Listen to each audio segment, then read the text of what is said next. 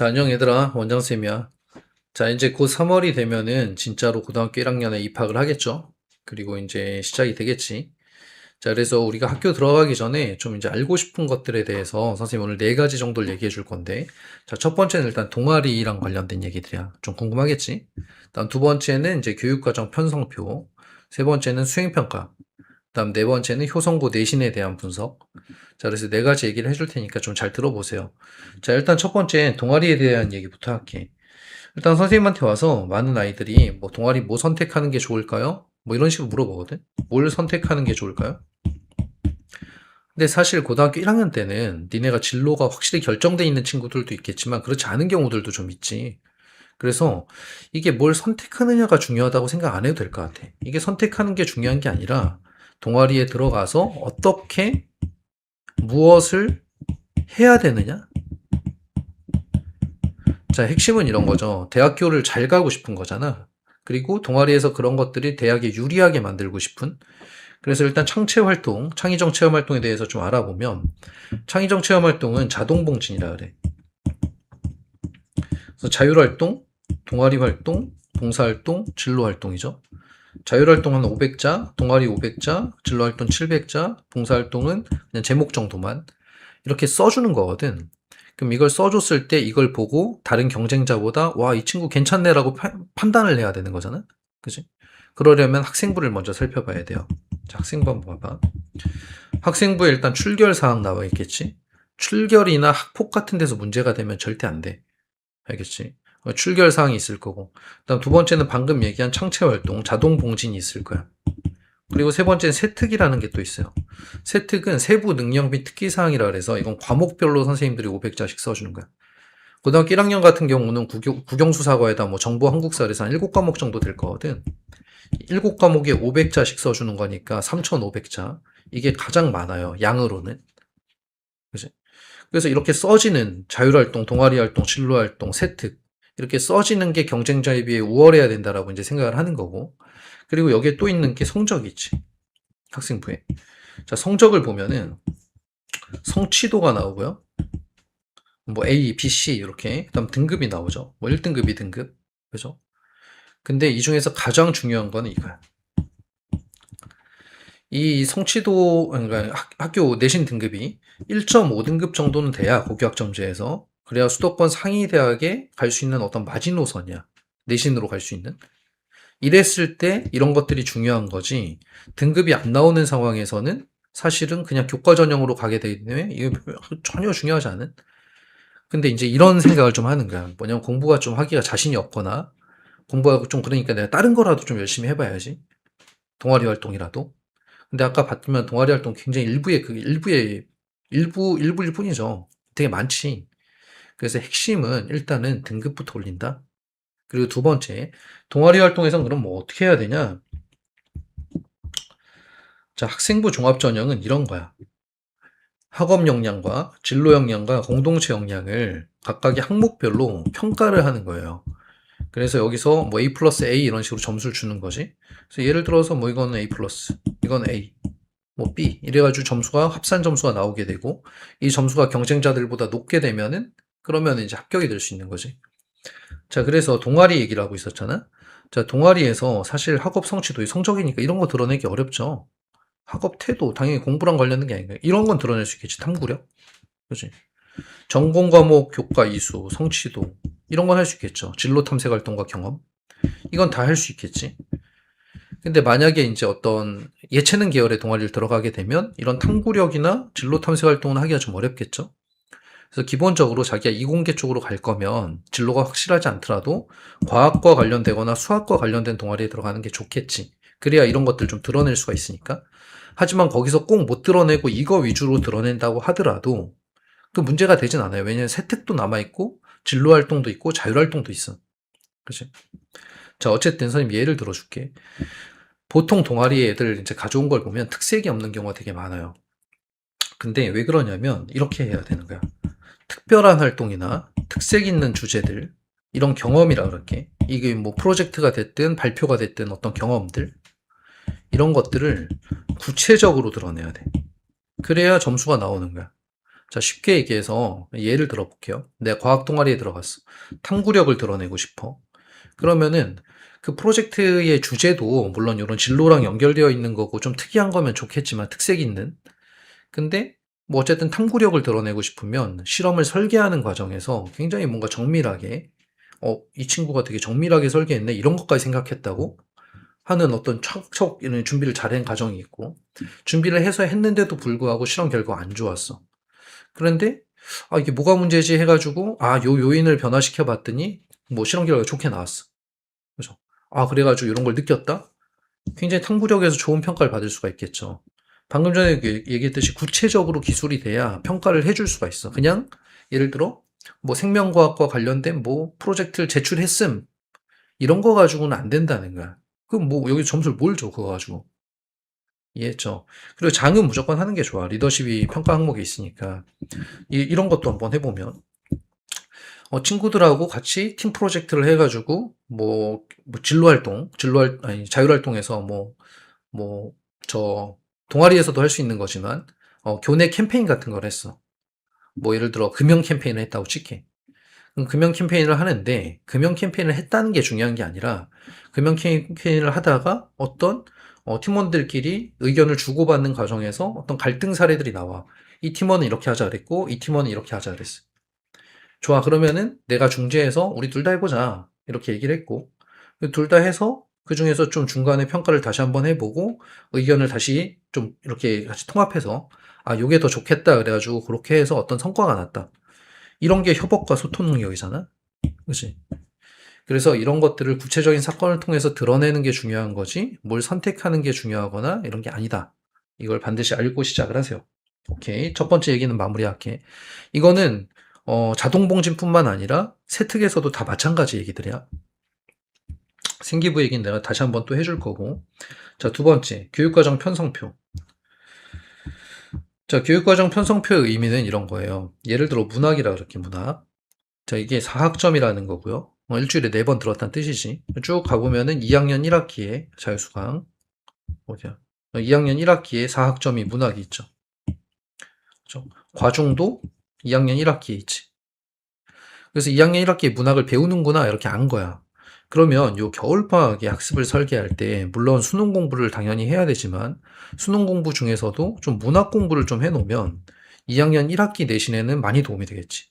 물론 겨울방학 기니까 비문학도 하면 좋지, 독서도. 근데 여름방학에는 독서 위주로 해줘야 되겠지. 왜냐하면 2학년 2학기가 독서니까. 근데 이때 문학 공부하고 있고 이때 독서 공부하고 있는 일도 비일비재하게 일어난다는 거야. 왜냐하면 교육과정 편성표를 분석을 안 하니까. 그래서 우리 하이탑의 친구들은 반드시 분석해서 공부를 하라는 얘기를 하는 거고, 그 다음에 얘를 갖다가 이제 좀 정리해 놓은 건데, 자, 이런 일들이 또 있죠. 수학을 보면은 이공계생들은 이거 다 할 거 아니야? 그러면은, 만약 기하라 그래, 기하. 이 2학년 2학기에 미적분하고 기하가 같이 들어가 있잖아. 근데 기하가 그렇게 둘 다 메인 과목이거든. 그럼 여기가 여름방학이 3주밖에 안 돼요. 이 3주 안에 독서 준비하고, 이거 준비하고, 과학 준비하고 하기가 쉽지가 않아. 그럼 이런 기하 같은 것들은 겨울방학에 좀 봐놓으면 좋겠지. 약간 이런 식으로 선행을 결정하는 어떤 지표가 되는 기준표. 그래서 지금 학기 중에 막 중요한 건 아니지만 이 교육과정 편성표가 나오면 반드시 뽑아서 그다음에 뭐 어디 잘 보이는 데 두고 그다음에 여름방학이나 겨울방학 계획을 잡을 때 써먹는다. 특히 과학 같은 경우는 심각하죠. 과학이 되게 많단 말이야. 2학년 때 배우는 게. 예를 들어 수학이 4과목이잖아 벌써? 이것도 한 5, 6과목 될 거야, 과학도. 그러면 2학년 때 배울 게 많으니까 1학년 뭐 여름방학 때 물리를 좀 봐놓는다든가 이런 것들이 이제 어떤 계획을 잡는 데 필요하다. 교육과정 편성표. 됐죠? 자, 세 번째 수행평가에 대한 얘기를 할까요? 자, 평가 계획을 보면은 직필평가가 60, 수행평가 40, 과목에 따라 50도 되고 그래요. 그래서 30, 30, 40 이런 식으로 들어간다는 거잖아. 일단 수행평가가 중학교 때처럼 그냥 대충 하거나 이래서 될 게 아니에요. 이게 비중이 높잖아. 무조건 만점 받아야 돼요. 그럼 수행평가 일단 첫 번째 의미는 만점 받아야 된다. 그러기 위해서 선생님이 꿀팁을 하나 주면은 수행평가는 평가 기준이 있어요.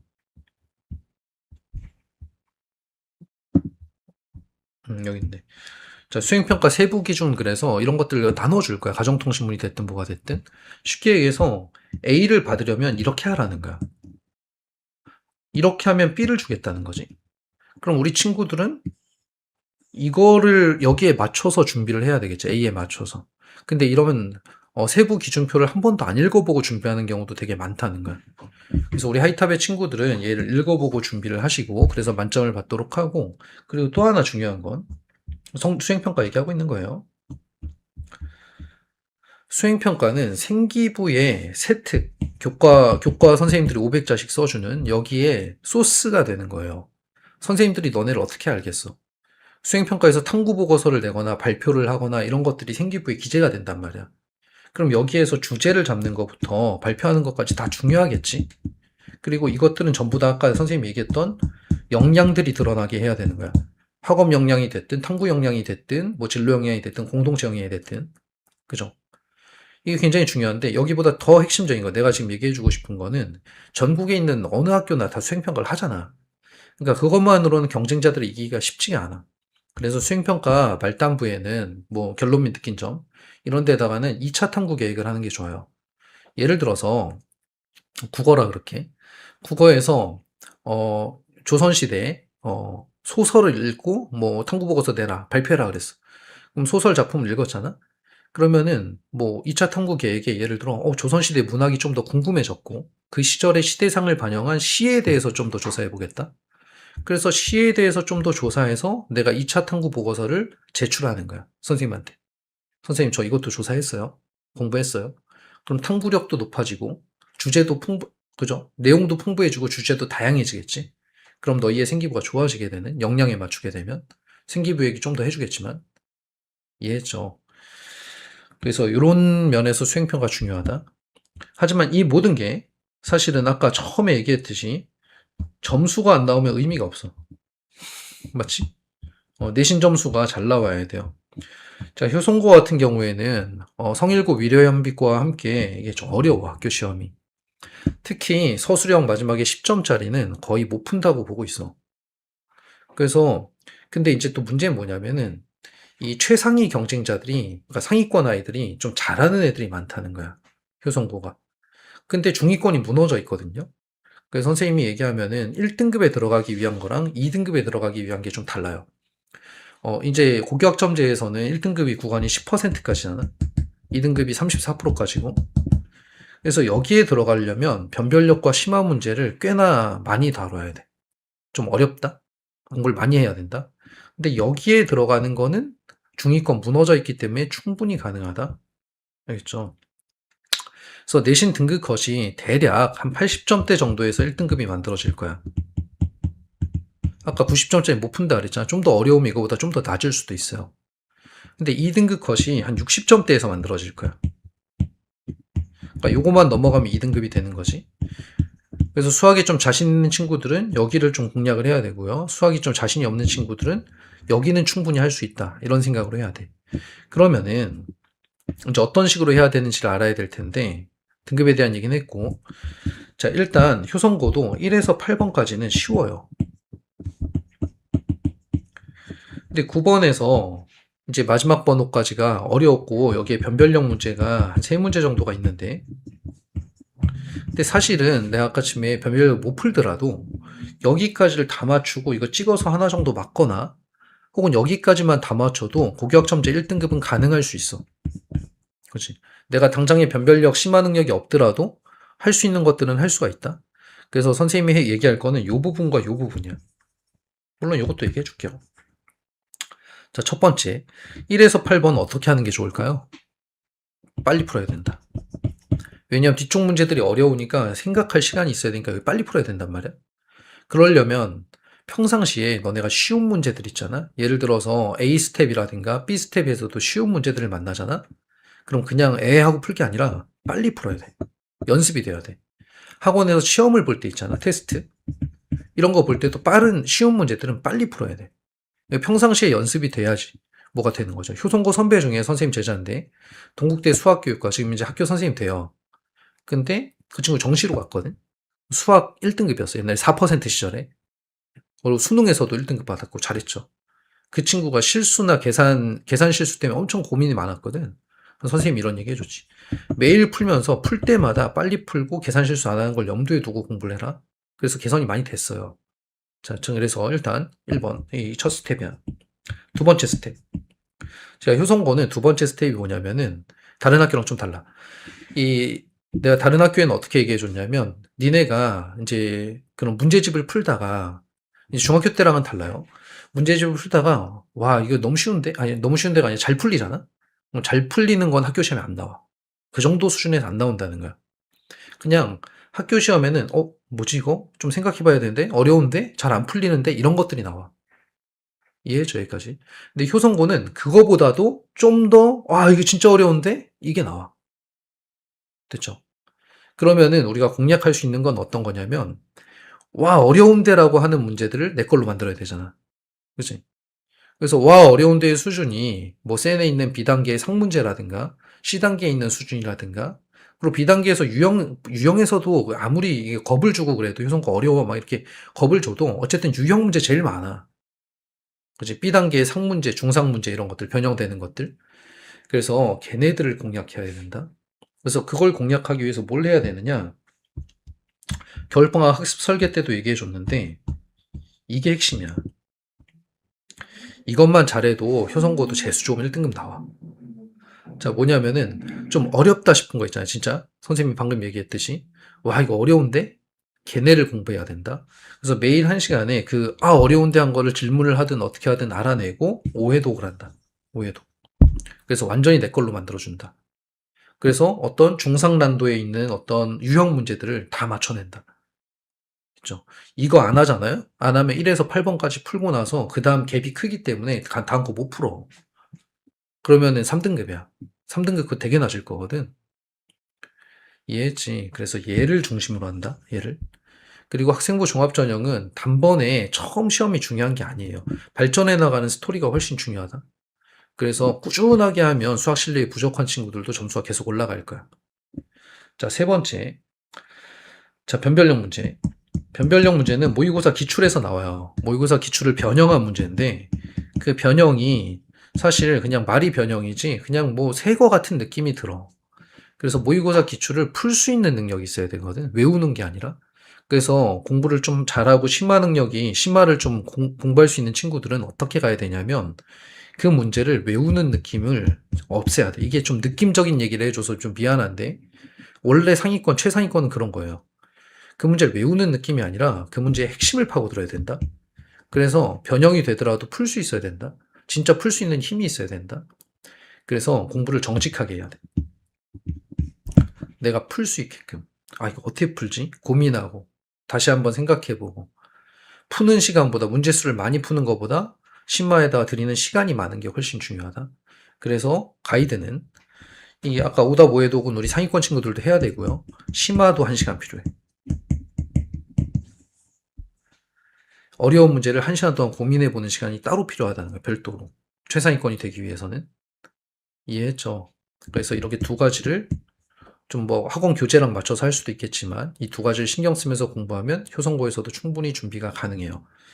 자, 그래서 선생님이 여태까지 여러 가지 얘기를 해줬는데 정리해 줄게. 자, 첫 번째는 동아리랑 관련된 거야. 동아리를 선택하는 게 중요한 게 아니고 어떤 프로젝트, 교내 캠페인을 뭘 하느냐가 중요한 게 아니라 거기에서 어떤 역량을 드러내느냐 훨씬 중요하다. 두 번째, 교육과정 편성표는 전반적인 학습 계획을 세우는 데 필요하고 지금은 당분간 잊고 있어도 될 것 같아. 그다음 세 번째, 수행평가. 수행평가는 성취 기준을 반드시 보고 준비해라. A에 맞게끔. 그리고 이게 생기부에 써질 거기 때문에 주제를 선정하는 것부터 그다음 거기에 역량을 드러내는 것들을 열심히 하고 그리고 2차 탐구 계획까지 해라. 이 얘기를 해줬죠. 그럼 생기부 잘 써지겠지? 자동봉진하고 내가 세특 얘기 다 해줬으니까. 물론 생기부에 대한 좀 더 구체적인 얘기는 나중에 또 해줄 거야. 자, 그리고 마지막으로 성적 잘 받는 법. 그죠? 생각보다 어려운 문제들이 나올 거다. 유형에서. 그러니까 생각보다 어려운 문제들 위주로 공부를 많이 해야 된다. 오다 보해도. 이해했죠? 자, 아직 시간이 있고요. 누구나 다 첫 스타트 라인에 있어요. 그래서 용기 가지고 열심히 하시면 좋을 것 같습니다. 효성고의 장점도 있어요. 효성고 시험이 어려운 만큼 준비가 많이 걸리고 준비를 많이 하게 되면 수능 준비가 또 잘 돼. 수능 준비도 필수적이에요. 그래서 어쨌든 우리 효성고 친구들 정면으로 부딪혀서 좋은 결과 있길 바랄게요. 자, 마무리할게. 자, 파이팅!